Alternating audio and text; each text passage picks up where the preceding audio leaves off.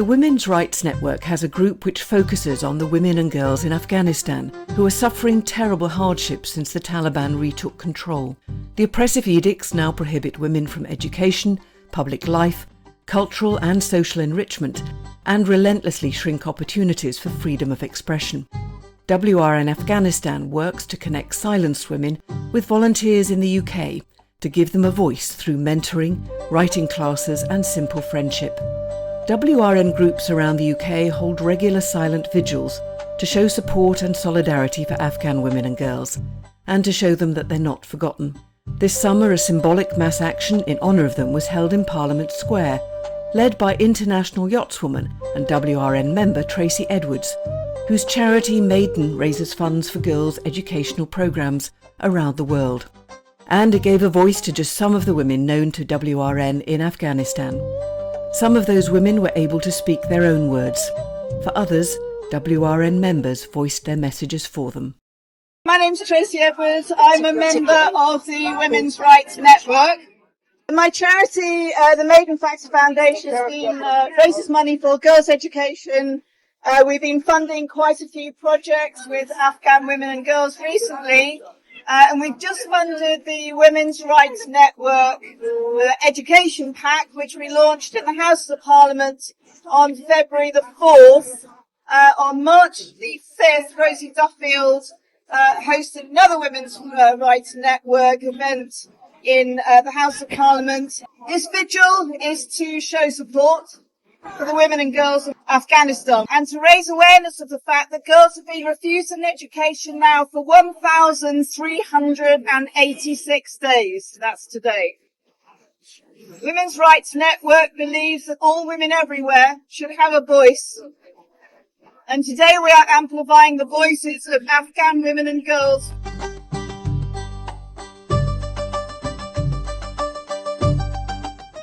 The poem is called Billy Up Boys. I always hated cooking, not because I couldn't, but because the kitchen never felt safe, never felt fair. I hated that while men laughed at parties, I had to get up and bring them food.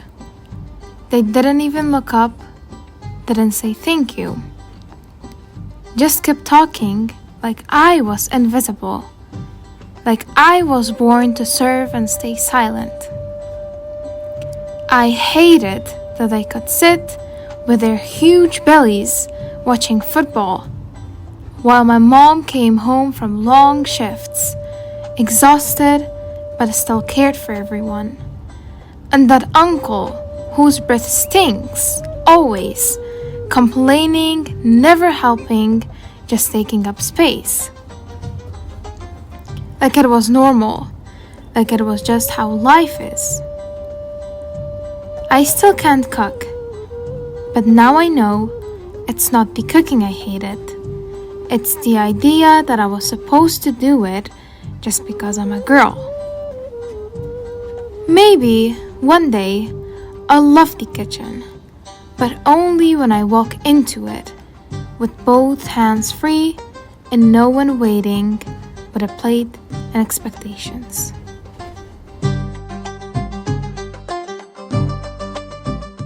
To my beautiful couple, a deep, huge wanton comes from you, couple. I will portray your abandonment by my pen. Show how much you feel different pains, but no cry, no complaint. Rise again, my beautiful couple.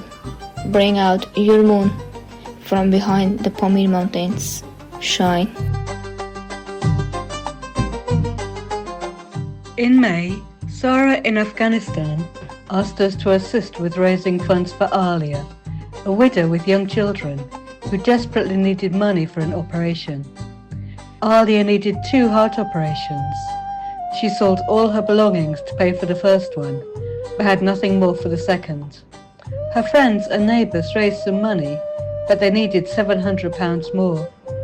WRN Afghanistan ran a campaign, and we raised the money needed in just a few days. And it's worth noting that the donors were exclusively women. Alia had her operation and is now recovering. She wrote us this letter. to the women who helped me live and survive. With all my heart, I want to thank you for hearing my voice when I was at my weakest, when my heart was breaking, both in pain and fear. Your kindness, your support, and your humanity have given me not just help but hope. I had no strength, no resources, and no way forward, but you extended your hand, and I will never forget that. Your generosity has not only helped my treatment begin, it has touched my soul in ways words cannot describe. Thank you for standing with me in such a dark and uncertain moment. Your support means the world to me, and I pray that life rewards your compassion many times over.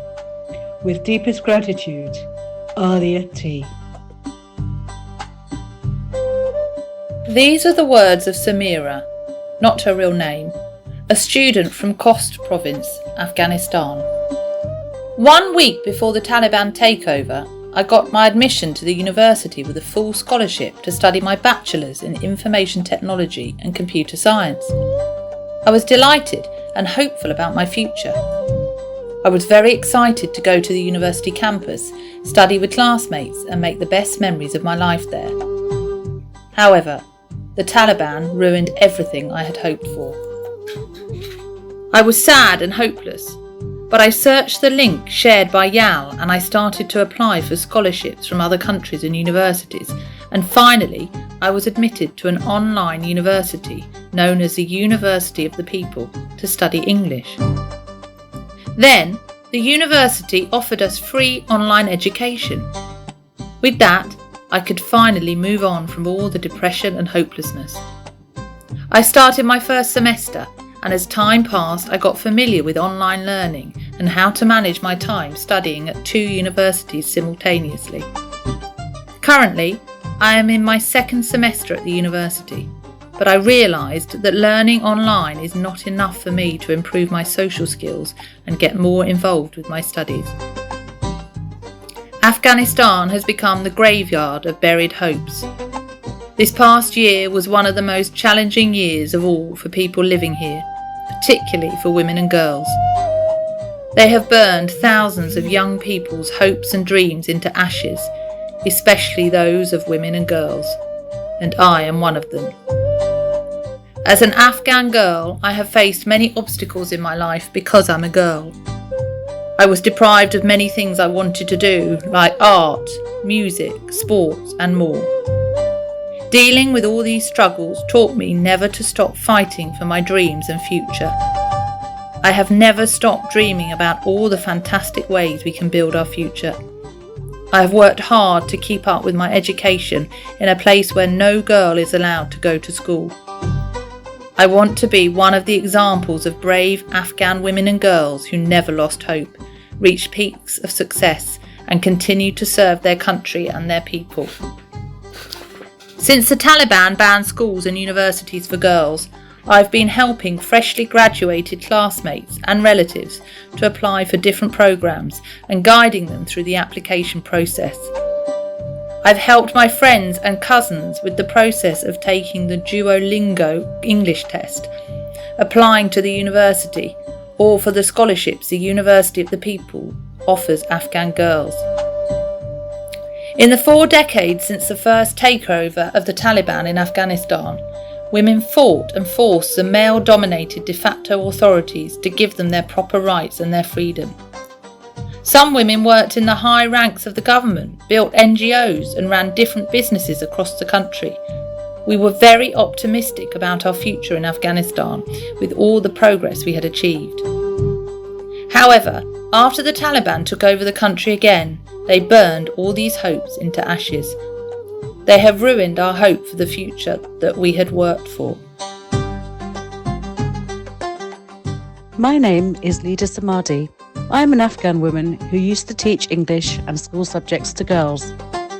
When the Taliban returned to power, they banned girls from going to school and stopped women from teaching. But I couldn't just sit and do nothing. I continued teaching secretly at home because I believe every girl deserves an education. After almost 3 years, the Taliban found out about my classes. They shut them down and detained me. It was a very scary time.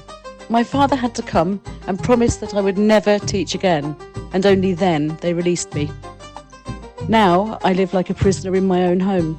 I'm not allowed to go outside without a male guardian. I'm not allowed to work. I have no freedom. Sometimes I feel like there is no hope left for us.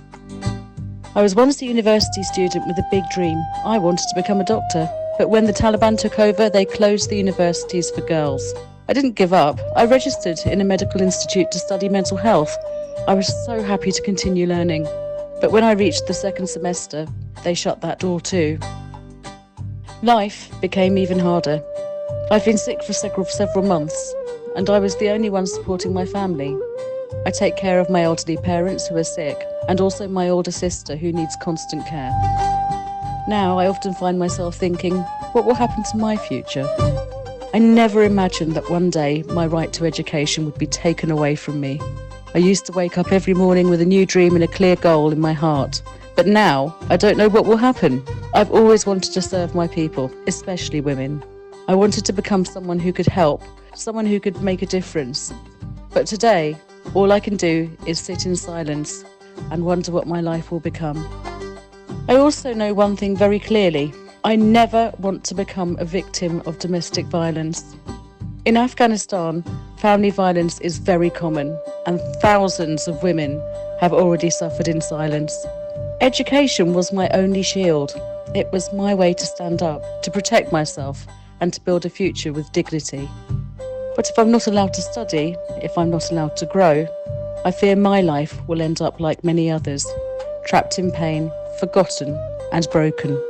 That is why I still dream, even in darkness. I still hope that one day we will be free to learn, to work, and to live with respect. My dear father, I will stand and fight because I'm your daughter. People say that Afghan fathers do not support their daughters against oppression. But I tell the world that my father is not like other fathers. I will tell them how much you have always supported me, how much you tried to help me to get progress in my life and serve my people and humanity. My father, you are a miracle to this world. I have always been a rebellious and ambitious girl. I know how difficult it has been for you to protect me from such a society and people around me since childhood. How much you have tried so that my inner passion and ambition never goes away from me, and still, among all these people who are full of grudge, hatred and jealousy, I survive and I move forward. My father, I always cried in pain and despair, and I gave up many times, but you helped me with your right and considered guidance, and I continued by receiving the warmth of your support on my shoulders. My dear father, if I had not endured all the hardships I have ever endured in my life, if I had not had your endless support and kindness every time, if I had given up many times when facing difficulties, I would not be your daughter today. Today, I would not be who I am today. My childhood dream was always that I would live in a world of peace and tranquility when I was young and achieve whatever I wanted. But now I have realized that life is nothing more than a battle. My youth, when I thought I was going to live and pursue my dreams, it's spent in the corner of the house. The obstacles and dead ends are so many that they leave no room for motivation and hope. When the hands of the oppressors are squeezing my throat more and more every moment, I don't know how would I live now if I were not your daughter. But I have the great honor of being your daughter, who will not bow down under the breathtaking attacks of the Taliban and those around me on my rights and my life. I have learned steadfastness, courage, strength from you. I have learned to fight for my goals from you. I have learned to remain patient in the midst of all the suffering, ugliness, and betrayal. I have learned to take revenge by remaining good. My dear Father, I am strong and powerful because I am your daughter. Now it is because of you that I find the courage in myself to stand up to the oppression that is being done to me and all the women and girls of my country. Even alone, I will win because I am your daughter. Dear woman in the UK, this is Sarah, and I am writing this letter with a heart full of gratitude. Since the moment I first spoke at the WRN meetings and webinars, I have felt your incredible support, solidarity, and sisterhood. I want to thank each and every one of you from the bottom of my heart. One of the most beautiful and impactful projects you have supported is the mentoring program, where some of you generously offered your time to help Afghan women improve their English skills and confidence. You listened to them, uplifted them, and gave them space to feel seen, heard, and valued. For many of them, it was the first time they were able to speak freely with someone who truly cared. This mentorship not only strengthened their language abilities, but also restored their sense of self-worth and hope. The advocacy you have been doing for Afghan women, the financial support for our audiobook project, the mentoring, the words of encouragement, the vigils, and your presence online has not gone unnoticed. Your support is not just symbolic, it is life-changing. When you supported a book in our audiobook project, you didn't just help one woman, you helped an entire family survive in the midst of Afghanistan's severe economic hunger crisis. Your contributions brought food to tables, restored dignity, and gave strength where it was almost lost. Every act of advocacy, every kind word, every donation has been a light in one of the darkest periods in our history. We are fighting with empty hands, facing a regime that has stripped women of their rights, voices, and futures. The regime that is called gender apartheid regime, and its leaders are under arrest warrants for gender persecution. But we do not give up. We are resisting. We will take our rights back, and knowing that we are not alone, and that women like you stand with us gives us the courage to keep going. Thank you for being part of our fight. Your compassion is power, your solidarity is hope, and your support is helping to rebuild lives and futures. With deep love and endless gratitude, Sarah.